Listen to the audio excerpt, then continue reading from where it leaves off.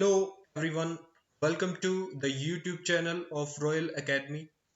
आज के वीडियो में हम कवर करेंगे medieval हिस्ट्री को किस तरह से प्रिपेयर किया जाए for the competitive exam like UPSC and state public service commission.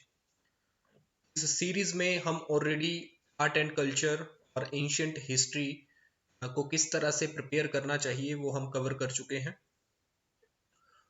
तो इस वीडियो में हम मेडिवल हिस्ट्री के बारे में डिस्कस करेंगे, इसको किस तरह से प्रिपेयर करना चाहिए, क्या क्या सोर्सेज हैं, क्या स्ट्रेटजी अपनानी चाहिए।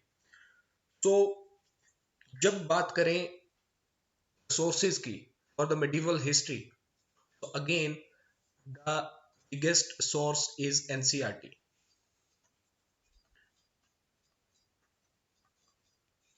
एनसीईआरटी में हम इसका कंटेंट कहाँ ढूंढ सकते हैं?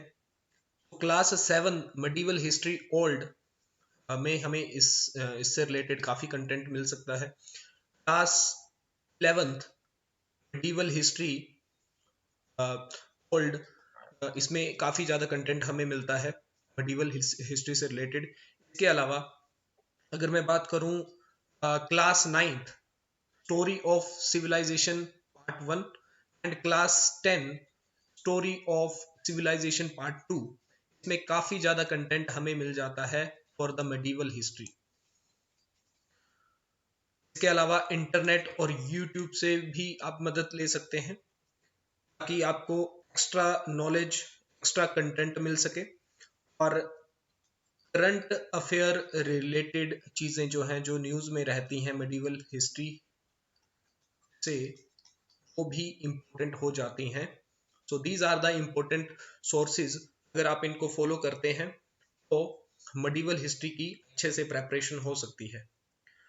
अगर मैं ट्रेंड की बात करूं तो ट्रेंड मेडिवल हिस्ट्री को लेके यूपीएससी में और स्टेट पब्लिक सर्विस कमीशन में इतना खास नहीं रहता है। 3 से 4 या 5 क्वेश्चन पूछे जाते हैं प्रीलिम में, बट ये जो एग्ज़ाम रहता है, चाहे मैं बात करूं यूपीएससी की या स्टेट पब्लिक सर्विस कमीशन की, ये बहुत ही अनप्रिडिक्टेबल एग्ज़ाम है। और अगर स्टूडेंट प्रिपरेशन सभी सब्जेक्ट की ढंग से ना करके जाएं तो वहां पे कुछ भी आ सकता है, अनप्रेडिक्टेबल है। और ऐसा नहीं है कि वो मेडिवल हिस्ट्री से हमेशा कम ट्रेंड में अगर क्वेश्चन पूछ रहे हैं तो कम ट्रेंड वाला ही ट्रेंड चलता रहेगा।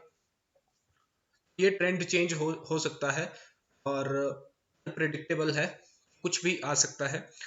आपको अपने नोट्स ढंग से बनाने हैं, अपना मटेरियल जो है वो उसको ढंग से रिवाइज करना है ताकि आपकी प्रेपरेशन जो है वो बेटर वे में चल सके। सोर्सेज के बाद अगर मैं बात करूं कि इसको कैसे प्रिपेयर किया जाए, सो मटेरियल जो है वो बहुत ही कम है इसको लेके। एनसीईआरटी में ही अगर आप रिस्ट्रिक्टेड रहते हैं भी आपका काम चल जाएगा। अगर मैं बात करूं मेडिवल हिस्ट्री की, तो मेडिवल हिस्ट्री कंप्राइज है 2 पार्ट में। जो मेजर पोर्शन है उसमें आपको पढ़ना है मुगल्स के बारे में, मुगल एम्पायर के बारे में एंड विजयनगर एम्पायर के बारे में। तो आई थिंक आप इसको कैटेगराइज करके बड़े अच्छे से पढ़ सकते हैं। अगर मैं बात करूं रिलीजियस मूवमेंट की, इसमें आपको डिफरेंट डिफरेंट सूफी और भक्ति मूवमेंट देखने को मिलते हैं, तो इसको भी आपको पढ़ना पड़ेगा। अगर मैं बात करूं मुगल एम्पायर की और विजयनगर एम्पायर की, तो इसमें आपको करना क्या है? इसमें आपको करना है कि socio economic and political setup को एनालाइज करना है। जो rise and fall of empire रहा, मुगल का राइज एंड फॉल, उसको एनालाइज करना है। विजयनगर एम्पायर, अब विजयनगर एम्पायर जो है वो गवर्नेंस के लिए बहुत बड़ी डायनेस्टी मानी जाती है। तो विजयनगर का राइज और फॉल को एनालाइज करना बहुत इंपॉर्टेंट हो जाता है एग्जाम पॉइंट ऑफ व्यू से।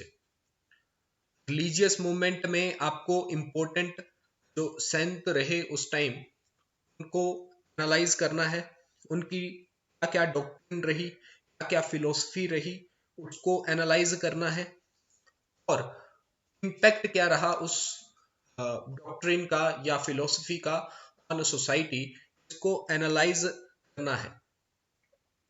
इसके अलावा आर्ट एंड कल्चर एरिया, इसमें डिफरेंट डिफरेंट बिल्डिंग और स्कल्पचर की बात हो रही है। Art and culture is the different subject, इसमें अगर आपको अलग तरह से एस्पेक्ट देखने को मिलता है आर्ट एंड कल्चर का, उसको भी एनालाइज करना पड़ेगा।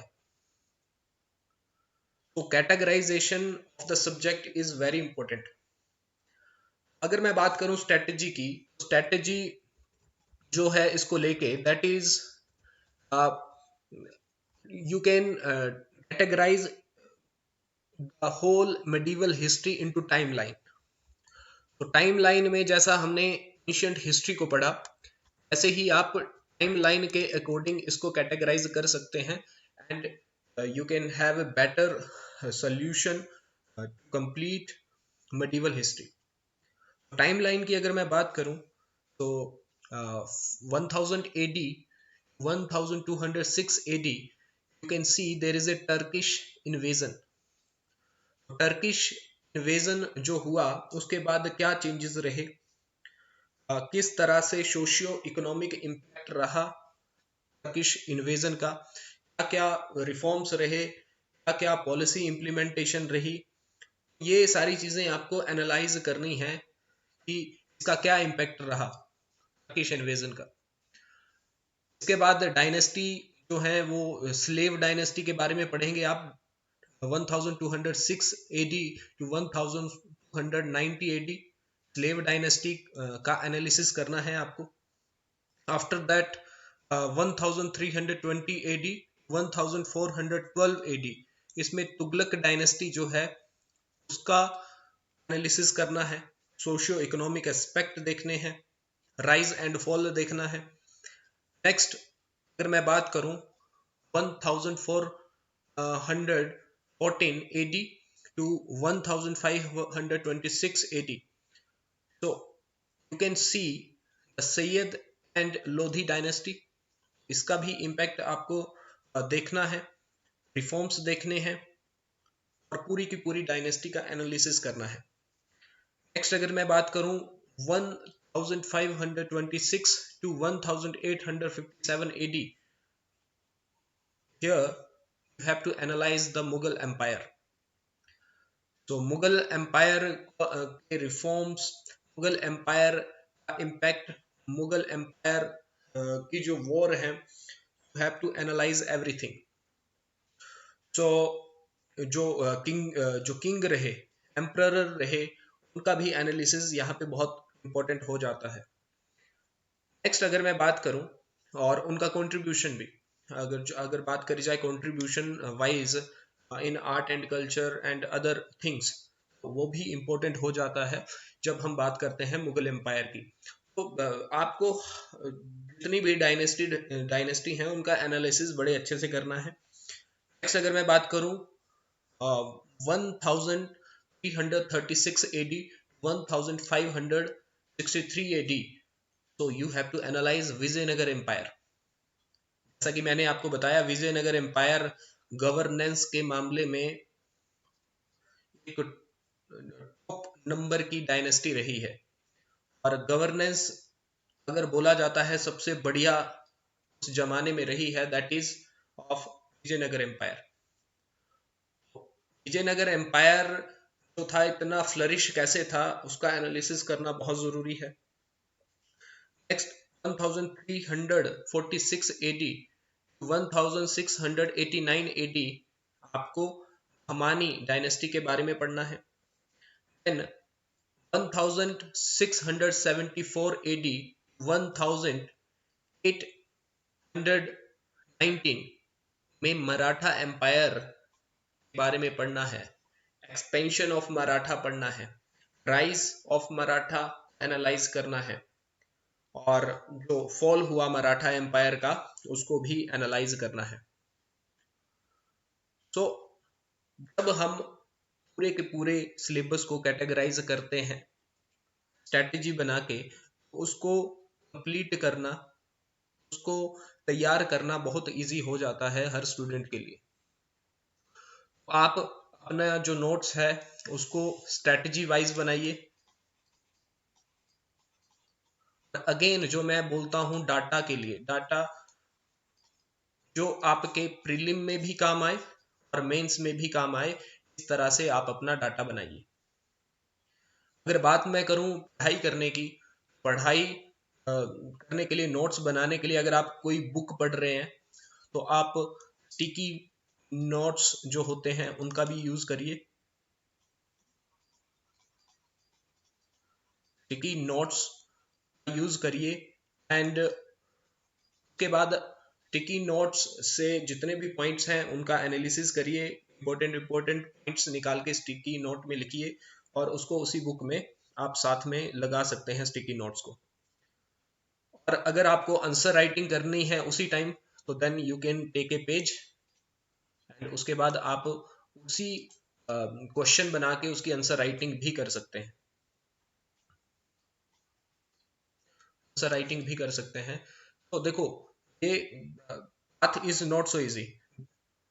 If you have decided to clear UPSC exam or state public service commission, then the journey will not be so easy. Okay? तो आपको ढंग से तैयारी करनी है, स्ट्रैटेजी बना के तैयारी करनी है, टाइम टेबल बना के अपनी प्रेपरेशन करनी है।